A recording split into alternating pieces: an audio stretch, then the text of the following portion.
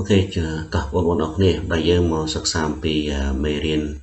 với con bà dương mà tốt tiết bà. Từ ngày này dương sắc xàm vì cả pra pra bó cả present simple.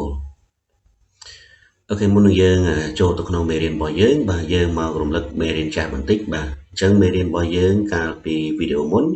thì dương dây ông phí tùm rống rồi bó cả present simple. Đối với bạn đang hỏi tha dương men tầm rong bảy thì mỗi cứ tầm rong positive dương bỏ bài thá tầm rong sọp haiនៅក្នុងទម្រង់ស្របយើងមានលំដាប់ពាក្យយើងគឺ subject plus verb 1 plus object គឺយើងយកប្រធានបូកជាមួយនឹងកិរិយាសព្ទខ្ទង់ទី1បូកជាមួយនឹងកម្មបត្តិទម្រង់ទី2របស់យើងគឺទម្រង់ negative ដែលយើងបកប្រែថាទម្រង់បដិសេធនៅក្នុងទម្រង់បដិសេធយើងត្រូវមានលំដាប់ពាក្យ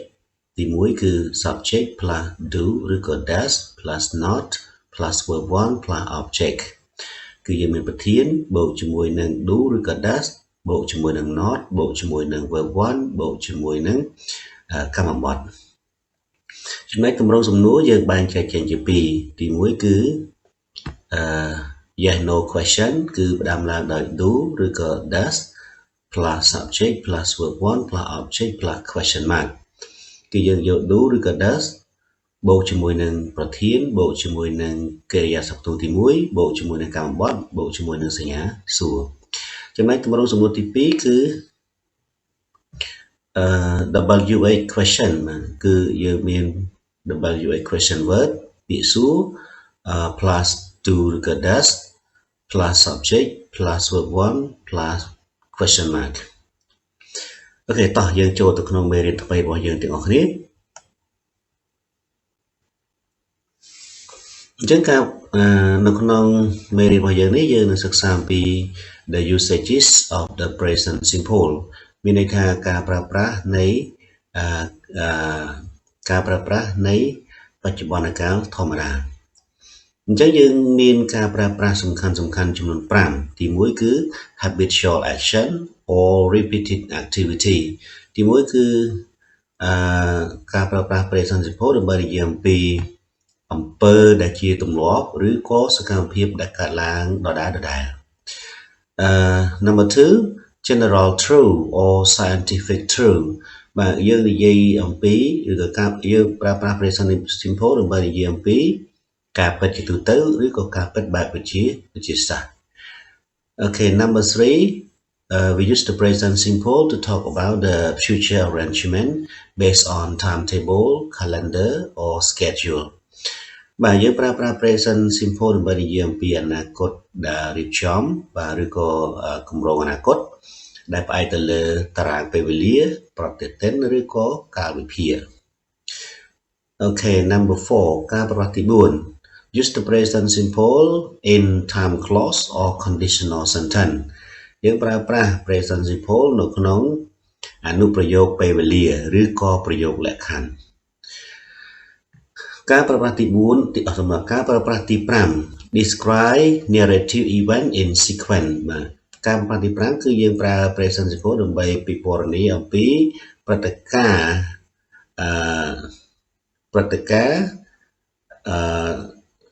នានាបាទព្រឹត្តិការណ៍ដែលជាការនិទានរឿងបាទព្រឹត្តិការណ៍នៅក្នុងការនិទានរឿងតាមលំដាប់លំដោយអូខេអញ្ចឹងយើងទៅសិក្សាអំពីចំណុចមួយទាំងអស់គ្នា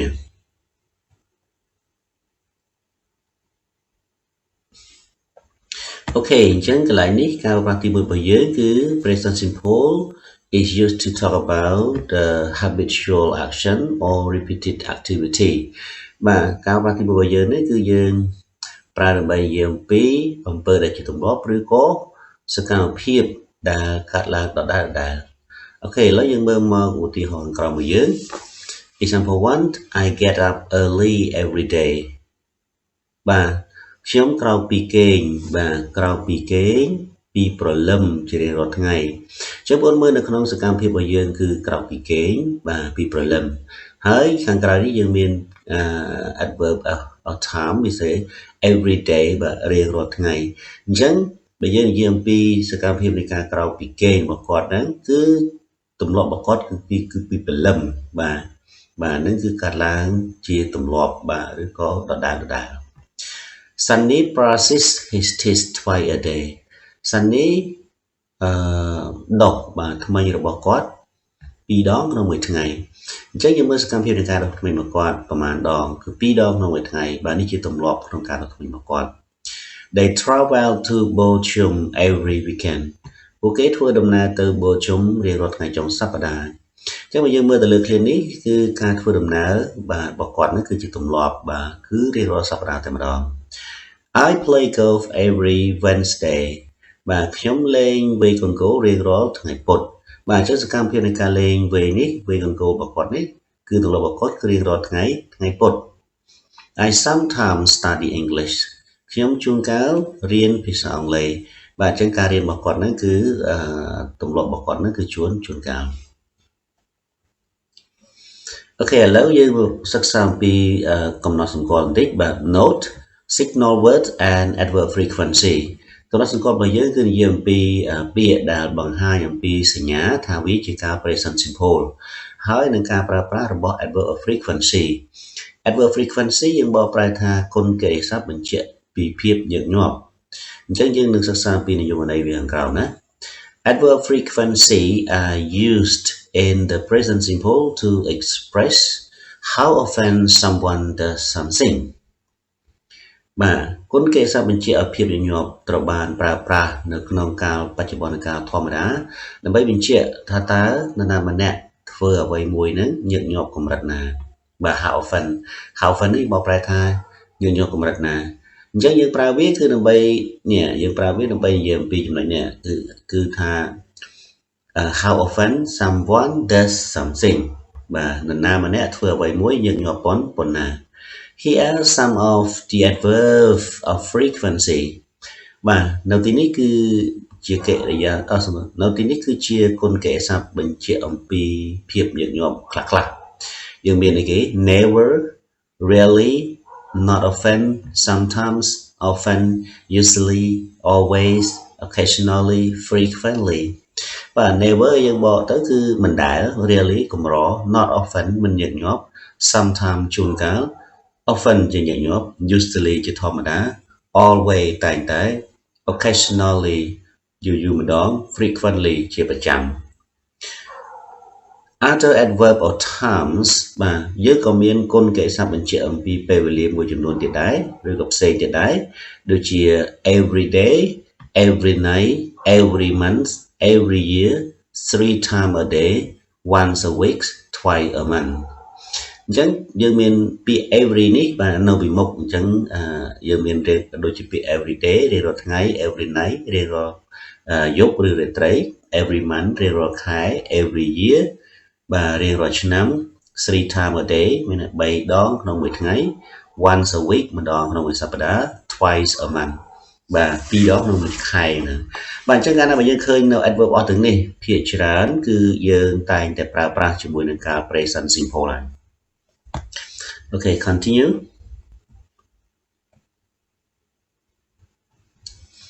បាទកន្លែងនេះគឺយើងមកសិក្សាបន្តិចអំពី adverb of frequency and percentages approximate បាទយើងនិយាយអំពីគុណកិរិយាសព្ទបញ្ជាក់អំពីភាពញឹកញាប់ហើយនិងភាគរយរបស់គាត់ចាកន្លែងនេះគឺយើងចង់បង្ហាញអំពីភាគរយនៃការធ្វើសកម្មភាពរបស់នរណាម្នាក់ញឹកញាប់កម្រិតណាហ្នឹងគឺប្រមាណភាគរយប្រសិនបើយើងប្រើជាមួយនឹងពាក្យ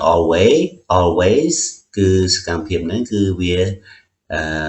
មានកម្រិតបាទមានកម្រិត 100% ហើយ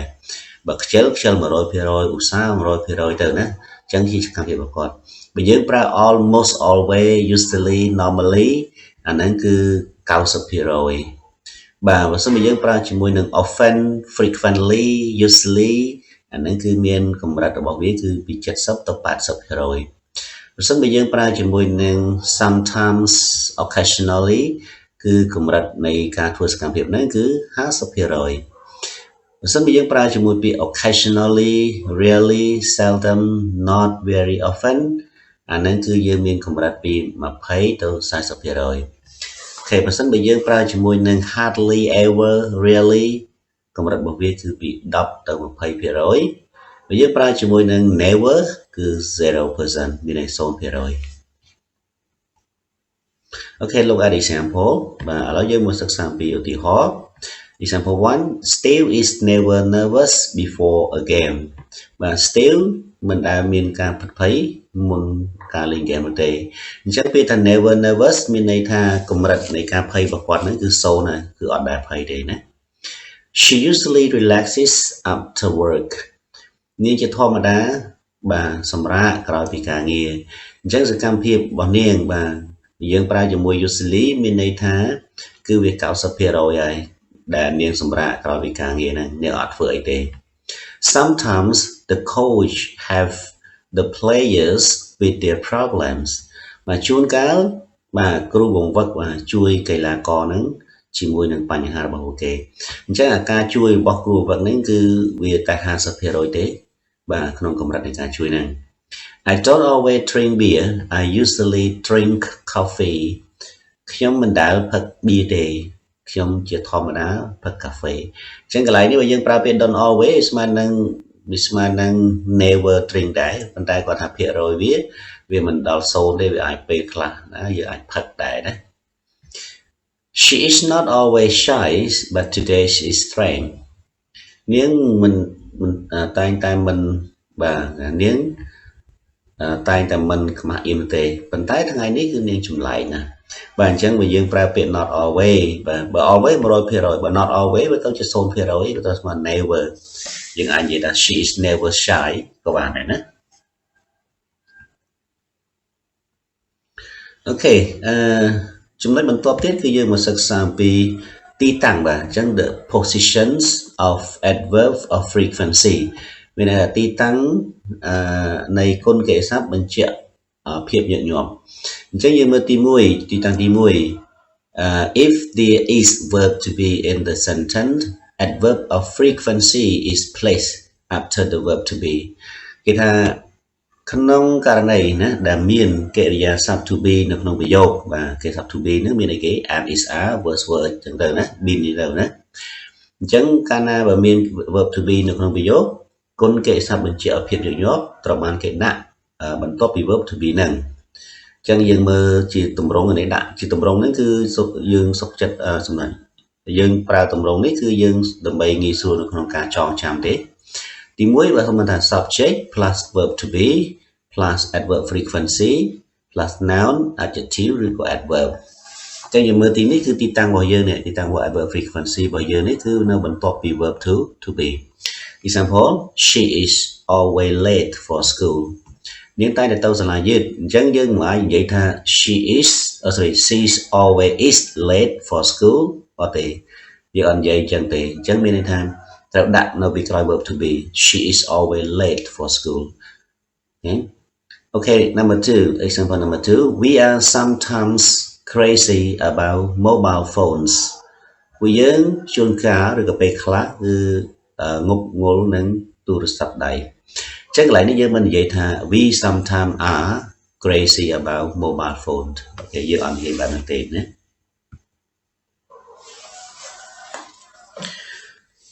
អូខេទីតាំងទី2បាទមានន័យថា if there is an ordinary verb in the sentence adverb frequency is placed between the subjects and the main verb គេថាប្រសិនបើមានកិរិយាសព្ទធម្មតានៅក្នុងប្រយោគគុណកិរិយាសព្ទបញ្ជាក់ឲ្យភាពញឹកញាប់ត្រូវបានដាក់នៅចន្លោះបាទនៅចន្លោះប្រធានហើយនឹងកិរិយាសព្ទបង្គោលហ្នឹងអញ្ចឹងចាំណាចន្លោះប្រធាននិងកិរិយាសព្ទបង្គោលឥឡូវយើងមើលនៅរូបមន្តទីមកដាក់ subject plus adverb of frequency plus main verb plus object បាទអញ្ចឹងមានន័យថាចន្លោះណានេះចន្លោះ subject ហើយនឹង main verb example they often speak English in class ពួកគេជាញឹកញាប់និយាយភាសាអង់គ្លេសក្នុងថ្នាក់រៀនអញ្ចឹងយើងមើលយើងអត់និយាយថា they speak often English in class អូខេអត់និយាយបែបនេះទេ he never plays tennis បាទគាត់មិនដែលលេង tennis ទេអញ្ចឹងយើងមិនអាចនិយាយថា he plays never tennis no អញ្ចឹងយើងអត់និយាយបែបហ្នឹងទេទីតាំងទី3កន្លែងនេះគឺយើងសម្គាល់ទៅលើគុណកិរិយាសព្ទបញ្ជាក់អំពីភាពញឹកចំនួន3 ទីមួយដូចជាពាក្យថា usually sometimes and occasionally ចឹងគេថា usually sometimes and occasionally can be placed in front middle or at the end of the sentence but all the adverbs of time are placed at the end only ចឹងលើកលែងអា3នេះណាលើកលែង3គឺ usually sometimes ហើយនិង occasionally នេះត្រូវបានគេដាក់នៅខាងមុខបាទឬខាងដើម middle នៅចំកណ្ដាលឬក៏ខាងចុងនៃប្រយោគបាទដាក់នៅខាងណាក៏បានដែរណាក៏ប៉ុន្តែឲ្យយើងចំណាំចេះណាadverb of time បាទ adverb of time ទាំងអស់បាទត្រូវបានដាក់នៅខាងចុងបាទនៅចុងប្រយោគតែមួយគត់បាទអញ្ចឹងជាទូទៅគឺដាក់នៅចុងណាបាទដាក់នៅចុងតែក្នុងភាសានិយាយយើងអត់បារម្ភទេណាឥឡូវយើងមើលតើវាដាក់នៅទី3ទីតាំងសម្រាប់usually sometimes occasionally ដាក់3ទីតាំងទី1 sometimes I walk to school alone ចឹងយើងមើលកន្លែងនេះដាក់នៅខាងដើមមានថា in front of the sentence ជួនកាលខ្ញុំដើរទៅសាលារៀនតែឯង I sometimes walk to school alone ខ្ញុំជួនកាលដើរទៅរៀនតែឯង I walk to school alone sometimes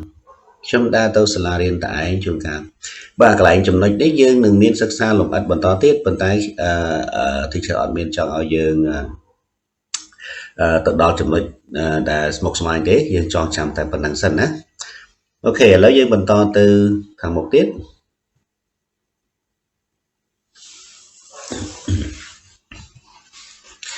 ចឹងការប្រើប្រាស់ទី2របស់ការ present simple គឺនិយាយអំពី general truth បាទឬក៏ហៅថាការពិតទូទៅចឹងបើយើងនិយាយពីការពិតទូទៅហ្នឹងវាអត់មានពេលវេលាទេណាទី1កន្លែងនេះគេចង់បែកចែកជា2គឺទី1គឺ natural truth មានន័យថាការពិតបែបកើតឡើងតាមធម្មជាតិអញ្ចឹងក៏ប្រើ present simple ដែរអូខេ example number 1 the sun rises in the east and sets in the west បាទព្រះអាទិត្យរះនៅទិសខាងកើតហើយលិចទៅវិញនៅទិសខាងលិចបាទហ្នឹងគឺជា nature អូខេធម្មជាតិ fish swim in waters បាទត្រីហែលក្នុងទឹកបាទហ្នឹងគឺជាធម្មជាតិដែរគឺ nature ដែរ here grows សក់ដោងបាទសក់ដោងគឺជាធម្មជាតិដែរណាអូខេ I come from Cambodia ខ្ញុំមកពីប្រទេសកម្ពុជាបាទអាហ្នឹងក៏ជា nature បាទមានន័យថាជា natural truth ដែរអូខេNumber 2 we going to talk about scientific truth បាទចំណុចទី2នេះគឺយើងសិក្សាអំពីការពិតដែរប៉ុន្តែការពិតបែបលក្ខណៈវិទ្យាសាស្ត្របើយើងនិយាយពីលក្ខណៈវិទ្យាសាស្ត្រហ្នឹងគឺគេមានការស្រាវជ្រាវការសង្កេតការធ្វើពិសោធន៍ឲ្យត្រឹមត្រូវណា sorry ឥឡូវយើងមើលទី1មកគេដាក់ថាម៉េច example number 1 when you heat water it boils នៅពេលដែលអ្នកដុតកម្ដៅទឹកបាទវានឹងពុះបាទវានឹងពុះបាទឬគឺវាពុះអញ្ចឹងជាទូទៅអានេះគេរកឃើញកាលណាដុតដល់កម្ដៅ100អង្សាសេទឹកប្រកាសជាពុះហើយចានេះគឺជា science បាទជាវិទ្យាសាស្ត្រគេរកឃើញ some metal explode on contact with water បាទមានន័យថាវត្ថុធាតុរឹងបាទខ្លះមួយចំនួនហ្នឹងគឺវាផ្ទុះនៅពេលដែលប៉ះជាមួយនឹងទឹកអាហ្នឹងគឺជាការរកឃើញបែប science ដែរ honey never spoils បាទទឹកឃ្មុំមិនដែលខូចទេអញ្ចឹងកន្លែងនេះបាទ spoil ខូចក៏បានឬក៏កំពុកក៏បានណាហៀក៏បានណាបាទអញ្ចឹងកន្លែងនេះក៏ជាការរកឃើញបែបវិទ្យាសាស្ត្រដែរបាទ a cloud weighs around a million tons បាទពពកដុំពពកបាទដុំពពកមានទម្ងន់ប្រហែលជា1លានបាទ1លានតោនបាទអាហ្នឹងគឺជាវិទ្យាសាស្ត្រដែរបាទ scientific ដែរ identical twin don't have the same fingerprint បាទកូនភ្លោះបាទมันមានស្នាមក្រយ៉ាដៃដូចគ្នាទេ okay this is science you don't actually lose your head but you don't actually lose your heat through your head បាទអ្នកតាមពិតទៅមិនបាត់បង់នៅកម្ដៅរបស់អ្នកតាមរយៈក្បាលរបស់អ្នកទេកន្លែងនេះគឺបាទកន្លែងនេះគឺជាការរកឃើញបែបវិទ្យាសាស្ត្រដែលយើងយល់ថា កម្ដៅរបស់យើងប្រហែលជាមិនមែនភាយចេញទៅតាមក្បាលអីទេគឺវាចុះក្រោមឬយ៉ាងណាយើងអត់ដឹងទេណា Okay now let's move on to another uses of the present simple ឥឡូវយើងបន្តទៅការប្រតិបត្តិការប្រើប្រាស់ទី3 use the present simple to talk about future arrangement based on timetable calendar and schedule យើងប្រើប្រាស់ពេលបច្ចុប្បន្នកាលធម្មតាដើម្បីនិយាយអំពីផែនការអនាគតដែលផ្អែកទៅលើតារាងពេលវេលាឬក៏ប្រតិទិនហើយនឹងកាលវិភាគជាដើមអូខេឥឡូវបងមើលកន្លែងនេះដាក់ថា The present simple is used for the future timetable because it expresses certainty for fixed schedule event decided by an organization or a set plan like transport, TV show or school schedule, not a personal intention conveying that something will happen at a specific time. ចឹងយើងបកប្រែយើងនិយាយថាបច្ចុប្បន្នកាលធម្មតាត្រូវបានប្រើប្រាស់សម្រាប់តារាងពេលវេលាអនាគតដោយសារតែវាបញ្ជាក់អំពីភាពពិតប្រាកដមួយសម្រាប់ការកែប្រែបាទព្រឹត្តិការណ៍ដែលអាចកែប្រែឬក៏ព្រឹត្តិការណ៍ទៅតាមពេលវេលាបាទដែលបានសម្រេចបាទដោយអង្គភាពណាមួយឬក៏ជាផែនការដែលបានរៀបចំមួយដូចជាការដឹកជញ្ជូនកម្មវិធីទូរទស្សន៍ឬក៏កាលវិភាគសាលារៀនមិនមែនជាបំណងផ្ទាល់ខ្លួន conveying that តែបង្ហាញថាជារឿងរ៉ាវដែលនឹងកើតឡើងនៅពេលអនាគតដែលជាលក្ខណៈមួយបាទអញ្ចឹងកន្លែងនេះយើងមិនចាំបាច់ឆ្ងល់ច្រើនទេនៅក្នុងលំហាត់ឬក្នុងការបំពេញក្នុងការធ្វើលំហាត់ហ្នឹងយើងត្រូវចាំថានៅពេលណាដែលវាមានពាក់ព័ន្ធជាមួយនឹងតារាងពេលវេលាគេឲ្យយើងបំពេញ future គឺយើងទៅសង្កេតមើលទៅលើតើវាជា set plan ឬក៏វាពាក់ព័ន្ធជាមួយនឹង transportation TV show school schedule ហ្នឹងគឺយើងប្រើជាមួយនឹងការ present simple ហើយឥឡូវយើងមកសិក្សាអំពីឧទាហរណ៍របស់វាអូខេឥឡូវយើងមកមើលអំពីពាក្យកលឹះសិនអញ្ចឹង key verb use include មានន័យកិច្ចសព្ទជាកលឹះដែលត្រូវបានប្រើក្នុងការប្រើប្រាស់ទី3មួយនេះទី1យើងមាន open close បាទ open យើងដឹងហើយបើក close បិទ begin ចាប់ផ្ដើម end បញ្ចប់ start ចាប់ផ្ដើម finish បញ្ចប់ arise មកដល់ leave ចាក់ចេញ come មក return វិលត្រឡប់ making statement about future time feel factual បាទកិច្ចសព្ទកលឹះទាំងនេះឯងគឺធ្វើឲ្យប្រយោគហ្នឹងបង្ហាញអំពីពេលវេលាអនាគតតែពិតប្រាកដណាឥឡូវបងមើលឧទាហរណ៍អស់គ្នាexample number 1 The train leave at 10 p.m. បាទរថភ្លើងកន្លែងនេះយើងបកប្រែថានឹងចាក់ចេញនៅម៉ោង10ល្ងាចបាទអញ្ចឹងកាលណាបើយើងនិយាយពីអនាគតការបកប្រែគឺនឹងណា The museum opens at 9 a.m. tomorrow សារមន្ទីរនឹងបើកនៅម៉ោង9ពេលព្រឹកបាទព្រឹកស្អែកបាទសម្រាប់ថ្ងៃស្អែកបាទអញ្ចឹងនេះពាក់ព័ន្ធនឹងគេហៅថាបាទ schedule ទាំងអស់ណា Okay next the planes arrive at 7:30 p.m. បាទយន្តហោះនឹងមកដល់នៅម៉ោង 7:30 នាទីល្ងាច Our bus departs in 10 minutes បាទឡានរបស់យើងនឹងចាក់ចេញឬចេញដំណើរនៅ10នាទីទៀត The film starts at 7 p.m. ភាពយន្តនឹងចាប់ផ្ដើមនៅម៉ោង 7 ល្ងាច The concert begins next Tuesday ការប្រគំតន្ត្រីនឹងចាប់ផ្ដើមនៅថ្ងៃអង្គារក្រោយ School starts at 9 tomorrow សាលារៀននឹងចាប់ផ្ដើមដំណើរការនៅម៉ោង 9 នៅថ្ងៃស្អែក The exhibition opens next week ការតាំងពិព័រណ៍នឹងបើកដំណើរការនៅសប្តាហ៍ក្រោយ I have a dentist appointment tomorrow ខ្ញុំនឹងមានការណាត់ជួបជាមួយនឹងទស្សនពេទ្យនៅថ្ងៃស្អែក My driving test is next week ការធ្វើតែបើកបររបស់ខ្ញុំនឹងធ្វើឡើងនៅសប្តាហ៍ក្រោយអូខេទាំងអស់នេះគឺពាក្យប៉ុនជាមួយនឹង schedule ចឹងយើងត្រូវប្រើជាមួយកាល present simple ការប្រើប្រាស់ទី4បាទអញ្ចឹង use the present simple to okay the present simple is used in time clause or conditional sentence បាទយើងប្រើប្រាស់បច្ចុប្បន្នកាលធម្មតាហ្នឹងនៅក្នុងអនុប្រយោគពេលវេលាឬក៏ប្រយោគលក្ខខណ្ឌចឹងបងមើលនៅក្នុងនេះគេថា the present simple is used in the future time clause with word like when after until to refer to future event that happen after the main clause and in conditional sentences zero or first conditional for general true zero or possible future situation first even though the clauses refer to the future not the present in time clauses it indicates sequence example I'll call when I arrive while in conditionals it set condition for a result if it rains we'll stay in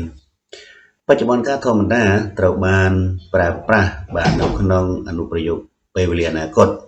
បាទដោយមានពាក្យដូចជា when after ឬក៏ until ដើម្បីសំដៅដល់ព្រឹត្តិការណ៍អនាគតដែលកើតឡើងបន្ទាប់អំពី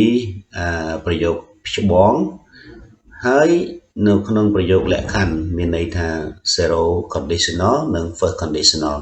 ចំពោះ zero conditional first conditional យើងនឹងសិក្សាបន្ថែមទៀតនៅក្នុងមេរៀន conditional sentence ណាសម្រាប់បាទ zero conditional គឺបញ្ជាក់អំពី general true ការពិតទូទៅសម្រាប់ first conditional គឺនិយាយអំពីស្ថានភាពដែលអាចកើតមាននៅក្នុងពេលអនាគតអូខេបើទោះបីជាអនុប្រយោគសំដៅទៅអនាគតតែ not the present មិនមែនក្នុងបច្ចុប្បន្នទេ in time clauses នៅក្នុងអនុប្រយោគពេលវេលាវាបង្ហាញអំពី sequence លំដាប់លំដោយឧទាហរណ៍ថា I'll call when I arrive លំដាប់លំដោយនៃសកម្មភាពមានន័យថាម៉េចខ្ញុំនឹង call តអ្នកនៅពេលដែលខ្ញុំបាទមកដល់អញ្ចឹងពេលដែលទៅដល់បាន call ហ្នឹងគឺជាលំដាប់លំដោយចំណែកឯក្នុងប្រយោគលក្ខខណ្ឌវិញវារៀបចំនៅលក្ខខណ្ឌសម្រាប់លទ្ធផលមួយឧទាហរណ៍ថាបើសិនបើវាភ្លៀងខ្ញុំនឹងស្នាក់នៅក្នុងផ្ទះអញ្ចឹងលក្ខខណ្ឌបើសិនបើភ្លៀងគឺនៅក្នុងផ្ទះ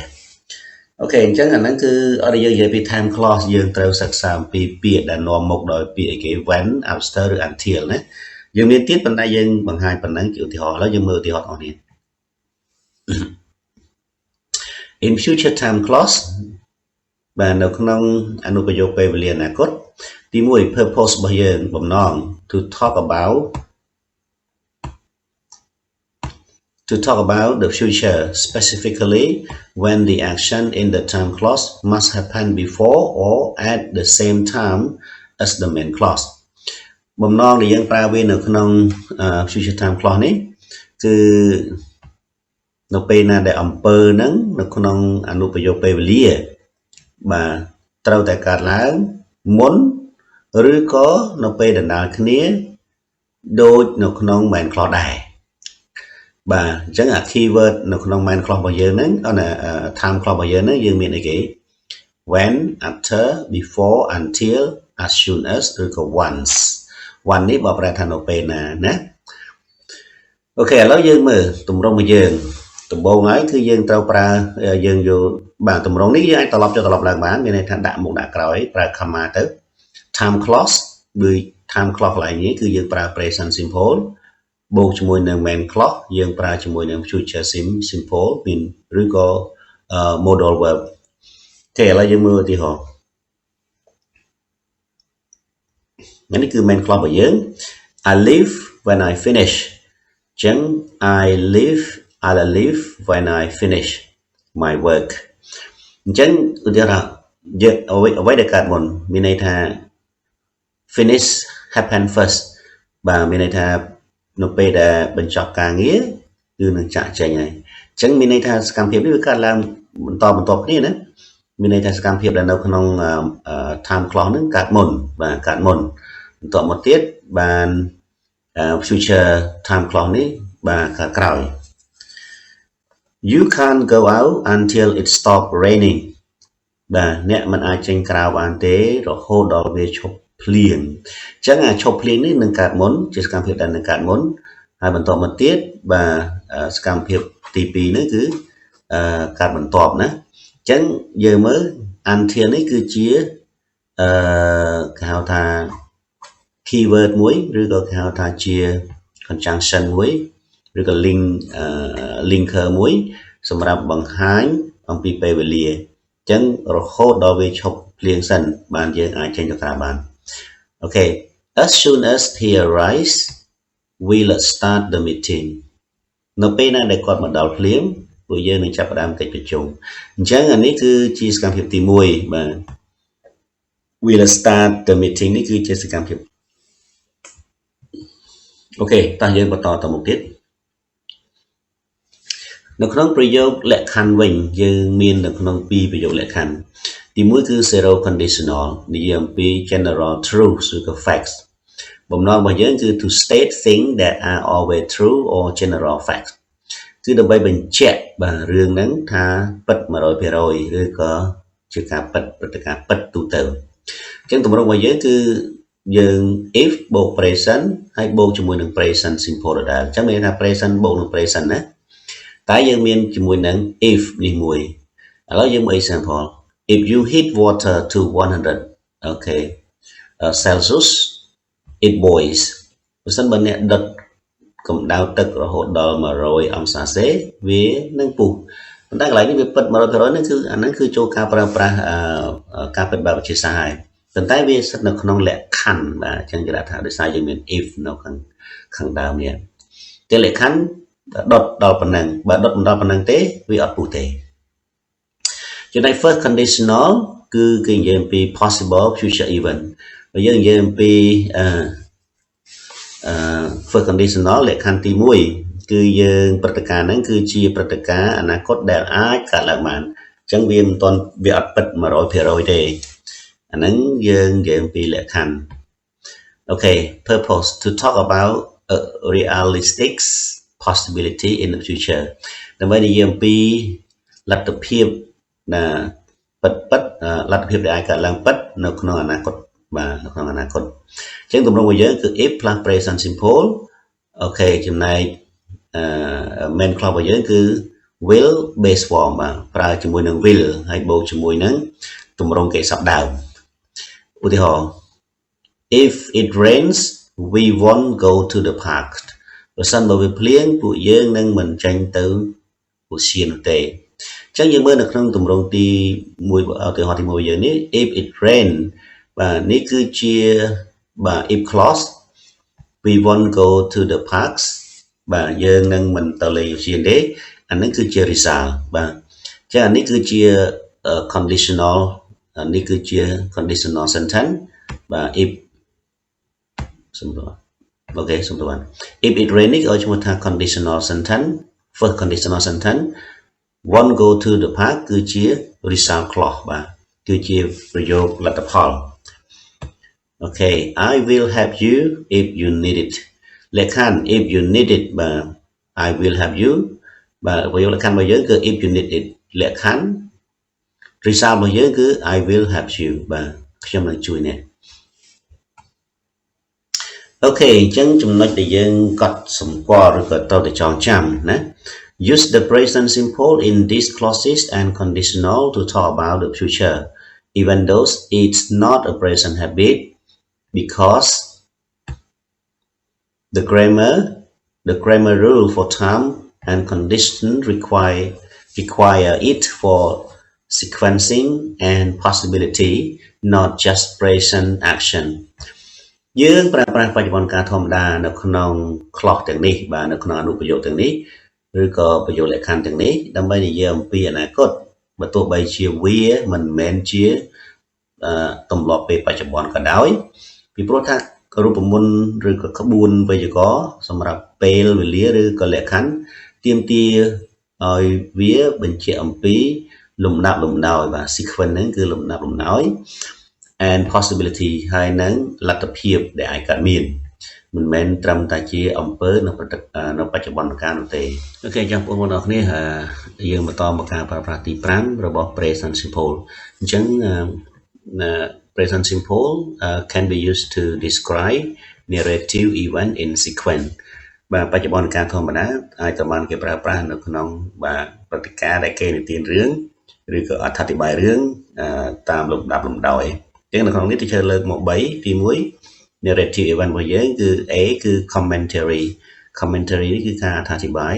storytelling ការនិទានរឿងហើយ spoken action និងសកម្មភាពនៃការនិយាយអូខេឥឡូវយើងមើលមកទី1ការប្រើប្រាស់ការរៀបរាប់អំពីចំណុចទី1របស់គ្នាបាទ commentaries បាទបើយើងនិយាយពី comment គឺយើងប្រកាសជាដឹងហើយយើងយល់ហើយថាគឺពេលយើង comment គឺយើងកំពុងតែបញ្ចេញមតិបញ្ចេញយោបល់ណាអញ្ចឹងយើងមើលការបញ្យល់សិន The present simple is often used for running commentaries. This provide an ongoing narrative describing events as they happened, which is especially common for sports broadcasters and other live report use the present simple to commentate on events in real time to save time and create drama បាទបច្ចុប្បន្នការធម្មតាត្រូវបានគេប្រើប្រាស់ជាញឹកញាប់សម្រាប់បទអត្ថាធិប្បាយបាទផ្ទាល់បាទបទអត្ថាធិប្បាយផ្ទាល់បាទ running commentary ណាបាទនេះផ្ដល់ឲ្យនៅការអត្ថាធិប្បាយដែលកំពុងតែកើតឡើងបាទពីពណ៌នាព្រឹត្តិការណ៍ដោយដែលពួកវាបានកើតឡើងដែលជាពិសេសហ្នឹងគឺវាសាមញ្ញបំផុតសម្រាប់ការនៅក្នុងវិស័យកីឡាsport broadcaster មានន័យថាអ្នកផ្សាយពីកីឡាឬក៏ការផ្សាយអំពីរបាយការណ៍ផ្ទាល់របាយការណ៍ផ្សាយផ្ទាល់ផ្សេងទៀតក៏ប្រើប្រាស់បច្ចុប្បន្នការធម្មតាដើម្បីបាទអត្ថាធិប្បាយទៅលើព្រឹត្តិការណ៍នៅក្នុងពេលវេលាជាក់ស្ដែងបាទជាក់ស្ដែងទី1គឺដើម្បីសន្សំពេលវេលាហើយនឹងបង្កើតសាច់រឿងបាទឧទាហរណ៍ example number 1នៅក្នុងការប្រកួតបាល់បាទឬក្នុងការលេងបាល់នេះជាឧទាហរណ៍ថា Ronnie passes to Jin he shoot he scores បាទ Ronnie បោះបាល់ឲ្យ Jim ហើយ Jim ហ្នឹងបាទសុទ្ធបញ្ចូលទីហើយក៏ទទួលបានពិន្ទុទៅបាទ example number 2 the ball hit the net បាទបាល់ហ្នឹងគឺបុកទៅនឹងមានន័យថា net បុកទៅនឹងសំណាញ់បាទហើយនាងក៏ and she loses the point ហើយនាងក៏បាត់ពិន្ទុឬក៏បាទ lose the point មានន័យថាបរាជ័យណា the player take the balls dribble past one defender and shoot it hit the post បាទកីឡាករបានគ្រប់គ្រងបាល់ឬក៏បណ្ដាបាល់ហ្នឹងហើយក៏បាទ dribble past one defender បាទគេអាចថាញាក់ក៏បានដែរឬក៏បាទឆ្លងផុតក៏បានដែរបាទគាត់ថាញាក់បាទផុតបាទញាក់ផុតឲ្យគេអ្នកការពារម្នាក់ហើយសុទ្ធបញ្ចូលទីបាល់ហ្នឹងក៏ប៉ះទៅនឹងបង្គោលបាទ Example 4 he kicked the balls បាទគាត់ទាត់បាល់ it goes wide វាហោះឡើងទៅលើបាត់ a great chance miss បាទឱកាសដ៏អស្ចារ្យហ្នឹងក៏ខកខានចឹងក្នុងចំណុចនេះគឺភាគច្រើនគឺគេក្នុង commentary នេះភាគច្រើនគឺគេប្រើ present simple ដើម្បីរាយរាប់ឬអត្ថាធិប្បាយអំពីសកម្មភាពដែលកំពុងកើតឡើងនៅក្នុងការប្រកួតហ្នឹងបាទអញ្ចឹងយើងប្រើជាមួយ present simple ទៅចាំណាអូខេការប្រើប្រាស់ទី2គឺថា the present simple is regularly used depicting past narrative for informal storytelling បាទបច្ចុប្បន្នការធម្មតាត្រូវបានគេប្រើជាប្រចាំផងដែរក្នុងការអធិប្បាយអំពីសាច់រឿងអតីតកាលសម្រាប់បាទការនិទានរឿងការផ្លូវការបាទយើងមើលតើស្អីគេដែលជាការ tiền rưỡi về tay để cao tại vì là lại ní cái cao lang dưới bàn tay về sạch nó còn quotation mark và anh ấy bây giờ thì tới cứ cái ca này tiền riêng nó còn tay để cao và giờ pra cho môi nắng quotation mark và example so I go to pay for my sandwich and the guy asked me for £2 được sáng hái nhóm từ bong lùi sandwich bọc nhóm hay bảo đảm mẹ bạn xong nhóm nấu thảo ca cho một £2 but I don't have any more or any money on me bạn thấy nhóm một min lùi nấu trộm được luôn thế chắc là tám tới ở đây vì ca đi pro rồi có ca thà thì bài riêng và để cả là cái tay cao thế và dương bạn thấy là conนี้คือdương miền quotation mark và quotation mark nàyคือviệc đôi chỉ sân đầy đỏ sòng này chứ dương pra mùi cao present simple và present simple bạn đầu tiên là tiếp example number 2 the main character find the diamond save the girl and stop the baddies. It creates, she says, she seen something and you don't know if it in her head or not. Và the main character mình này thằng tua và tua song khăn và tua song khăn ban rồi khơi nâu bộ vách hai song cro không mấy đấy mình chụp nâu cho nó cọ và cho nó cọ cái tua có bọt nữa và nửa cọ nữa vì ở cha nè nhưng như vậy những bạn khơi ở vậy mùi hỡi